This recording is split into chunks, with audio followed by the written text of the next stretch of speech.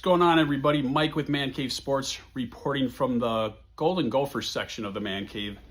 For anybody that has never seen it, we have a vast collection of memorabilia from every Minnesota sports team, being the fanatics that we are.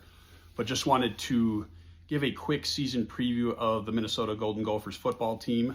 Couldn't get the guys together, but Steve and I are going to tag team this in short order and just see what we can do with it. But Gophers open in a few hours against Buffalo here in Minneapolis.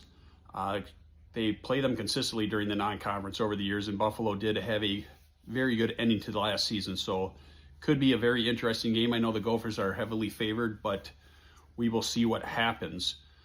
Steve and I will tag team this as best we can. So Steve, I'm going to hand the floor to you to talk about PJ Fleck.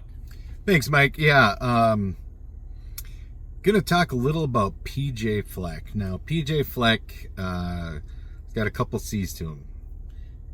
Culture, coaching, and constipation. And I'm going to go through all three real quick. The culture thing is a big one. He's very big on bringing in culture to the University of Minnesota with this whole roll the boat thing. Kids have bought into it. They like it. They're good graduation rate, good academics. It's a big thing, that he has brought in a sense of culture here that, didn't exist for a long while.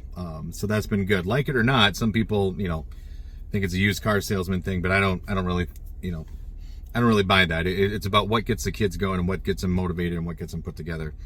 Now we'll talk about his coaching. So it's the 9th year. He was the 2019 Big Ten Coach of the Year. He's got 19 players drafted. He's got 22 players on an active roster right now today that have come out of him. 6 straight years with a first or second round pick and 6-0 in bowl games.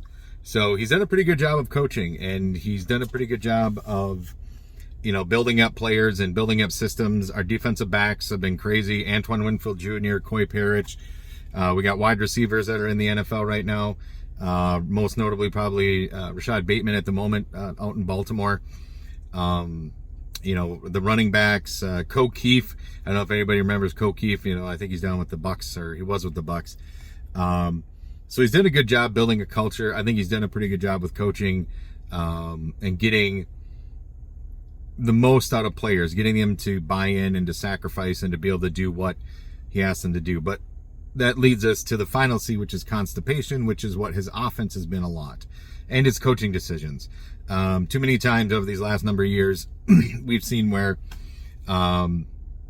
he can't handle the moment, kind of. He opts to be conservative all the time. He opts to be very conservative offense. It's very slow. They have a hard time picking up the pace.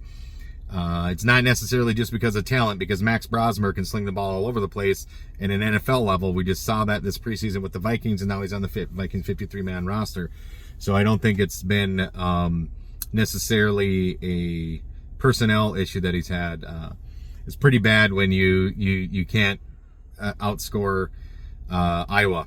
When that's a problem for you, when it comes down to the wire with Iowa, because you have such a slow offense. A lot of decisions that make me shake my head sometimes. So, but overall, I think PJ's been a good coach. I think we're going to keep him on. I think the culture piece is what really speaks for it, and he's building a brand, and he's building something that kids want to come and see. So, I'm down for it. Roll the boat. All right, Steve, appreciate that good insight as always.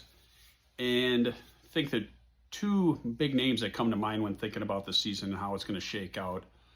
First and foremost, with Max Brosmer graduating to the NFL and making the Minnesota Vikings 53-man roster, which is awesome news, especially if you're a Minnesota sports fan, is the new quarterback, Drake Lindsey. Big kid, highly touted.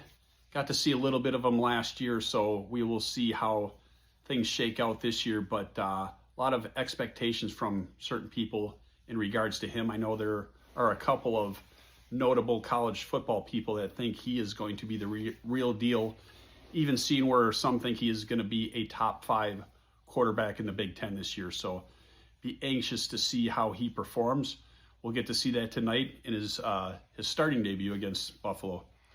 And obviously you can't talk about the Gophers without talking about Coy Parrish.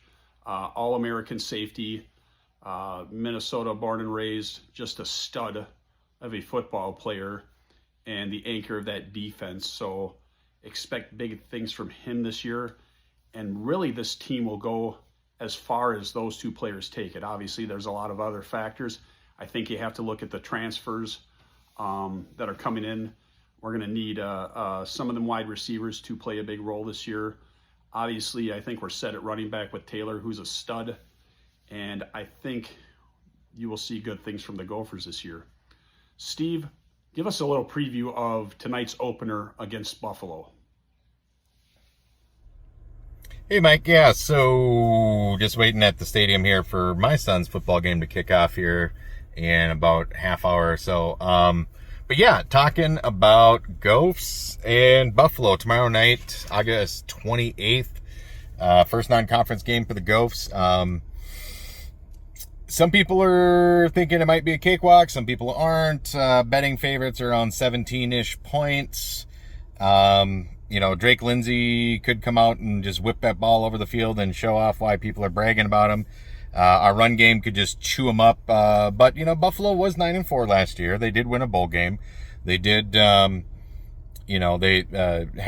some decent defenders and stuff. So, it wouldn't be un-Gopher-like to come out and struggle with Buffalo. And that's not taking away anything from Buffalo, but, we should be able to beat them, and we should beat them by double digits. But, game one of the campaign, game one of the season, we'll see what happens. I'm going to pick the Gophers. I'm going to say Gophers by 10, just to kind of hedge my bets here. I hope they win by 20 or 30, but I'm going to say Gophers by 10, because that would be very much in the lines of what I said about PJ, that we'd have a team that we're supposed to beat by 17 and we only beat them by 10. So Gophers by 10. August 28th versus Buffalo. Roll the boat. All right, Steve, much appreciated with that. And with that, I will give the official, unofficial Man Cave Sports prediction for the 2025 Gophers. Obviously, they have a tough schedule. Some big-time teams there, some top 10 rated teams in Ohio State and Oregon. Tough game against Cal here, I believe the third game into the season, so they will have their work cut out for them. However, PJ Fleck, I think, has done a great job in his tenure as a coach for the Gophers, often overachieving. For some reason, this season feels slightly like 2019, but probably not as magical. But I think this team will be better than a lot expect. I'm going to go with an 8-4 record. Obviously, that should get them a decent bowl. And remember, they're a young team, got a lot of transfers, decent recruiting class by all accounts. So I think they will do good things this year and hopefully continue to build that program for the future and have bowl success, which PJ has had. So much appreciated for everybody tuning in. We will have more Gophers coverage this fall. So be sure to tune in, like, comment, subscribe. Tell us we suck. I don't care. Beats nothing. But appreciate everybody watching, and we will see you soon. Roll the boat. Sky Yuma.